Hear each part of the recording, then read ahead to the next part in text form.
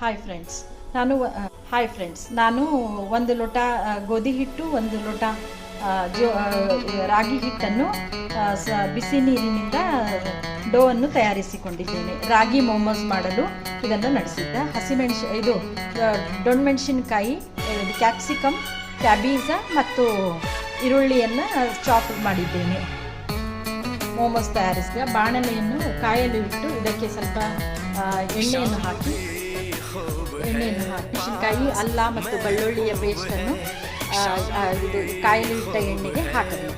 Friends, ಇದಕ್ಕೆ ಪನ್ನೀರ್, ರಾಗಿ ಮತ್ತು ಮೋಮೋ ಪನ್ನೀರ್ ಕೂಡ ಅನ್ನುತ್ತಾರೆ. ಇದಕ್ಕೆ ಸ್ವಲ್ಪ ಪನ್ನೀರನ್ನು ಕೂಡ ಆ್ಯಡ್ ಮಾಡಬೇಕಾಗುತ್ತೆ. ರೀತಿ ಪನ್ನೀರನ್ನು ಕಟ್ ಮಾಡಿದ ಪೀಸುಗಳನ್ನು ಕೂಡ ಇಟ್ಟುಕೊಳ್ಳಬೇಕು. ಎಣ್ಣೆಯನ್ನು ಕಾಯ್ದು ಇರಿಸಿ ಇದಕ್ಕೆ ಹಸಿಮೆಣಸಿನಕಾಯಿ, ಅಲ್ಲ ಮತ್ತು ಬೆಳ್ಳುಳ್ಳಿ ಪೇಸ್ಟನ್ನು ಹಾಕಿ ಕ್ಯಾಬೀಜ ಮತ್ತು ಕ್ಯಾಪ್ಸಿಕಮ್ ಮತ್ತು ಉಳ್ಳಾಗಡ್ಡಿ ಕತ್ತರಿಸಿಕೊಂಡು ಸಣ್ಣ ಚೂರುಗಳನ್ನು ಕೂಡ ಇದಕ್ಕೆ ಹಾಕಬೇಕು.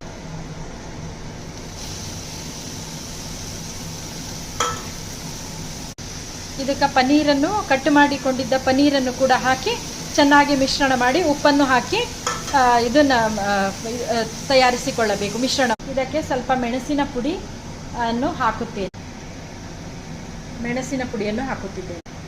ಸ್ವಲ್ಪ ಉಪ್ಪನ್ನು ಹಾಕುತ್ತಿದ್ದೇನೆ ರುಚಿಗೆ ತಕ್ಕಷ್ಟು. ಮೋಮೋಸ್ ಸ್ಟಫಿಂಗ್ ರೆಡಿ ಆಗಿದೆ. ಸ್ವಲ್ಪ ತಣ್ಣಗಾಗಲು ಬಿಟ್ಟು ನಂತರ ಮೋಮೋಸ್ ಮಾಡಲು ಲಟ್ಟಿಸಿ.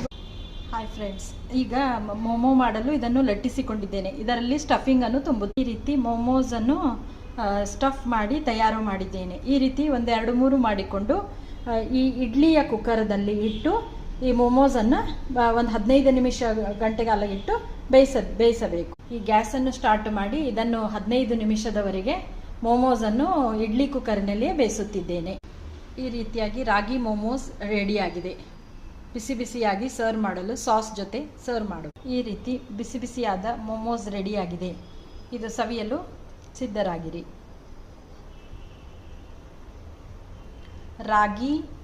ರಾಗಿ ಗೋಧಿ ಹಿಟ್ಟು ರಾಗಿ ಪನ್ನೀರ್ ಮೋಮೋಸ್ ಈ ರೀತಿ ಮಾಡಿ ಸಾಯಂಕಾಲ ಸವಿಯಲು ಹೆಲ್ದಿಯಾದ ರೆಸಿಪಿ ರೆಡಿಯಾಗಿದೆ. ಈ ರೀತಿ ಮಾಡಿಕೊಂಡು ತಿನ್ನಬಹುದು. ರಾಗಿ ಹೆಲ್ದಿ ಮೋಮೋಸ್. ಪನ್ನೀರ್ ಇರೋದ್ರಿಂದ ಇದು ಪ್ರೋಟೀನ್ ಯುಕ್ತವಾಗಿರುತ್ತದೆ. ಆದ್ದರಿಂದ ಇದು ಹೆಲ್ದಿಯಾಗಿ ಹಾಟಾಗಿ ಸಾಯಂಕಾಲ ಬಿಸಿ ಬಿಸಿಯಾಗಿ ತಿನ್ನಬಹುದು. ರಾಗಿ ಪನ್ನೀರ್ ಮೋಮೋಸ್.